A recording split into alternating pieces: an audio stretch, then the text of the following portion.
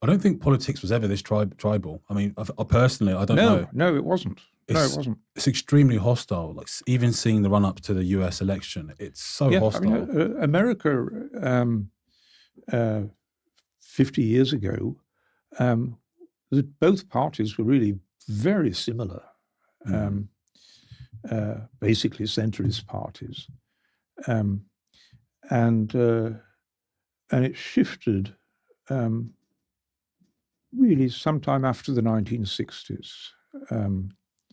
Shifted probably with the death, with the shooting of Kennedy, followed by Johnson getting into this disastrous war in Vietnam, and then with deciding not to stand again. Hey, LBJ, how many kids have you killed today? Yeah. And then you, so that was the real disaster. And then you got Nixon, and Nixon then lying and being caught lying, falsifying stuff, and then he was impeached. Now, he was successfully impeached. That's why he quit. That's why he had to resign.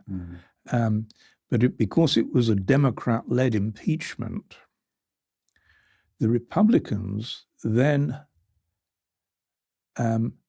reinterpreted it and said, "Oh, that was the Democrats dissing Nixon, and so we're going to do the same."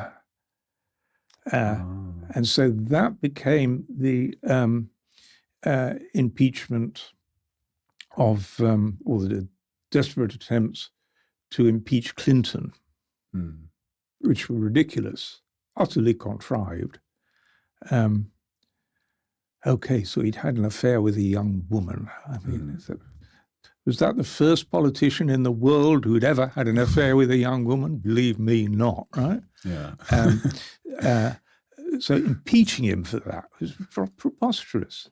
But that was, and once he'd been impeached by the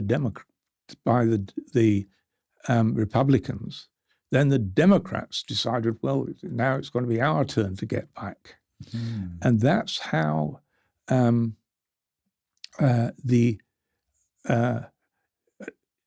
perfectly legitimate attempt to impeach Trump won was interpreted or reinterpreted by the Republican Party as this is the Democrats' revenge for our impeachment of Clinton.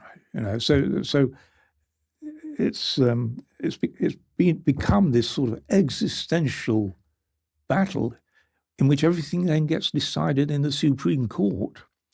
And so the Supreme Court is no longer really a court. If you look at it, everybody on that court, there are 9 of them, and they vote according to which party they belong to, which political party. And at the moment, it's 7-2 Republicans.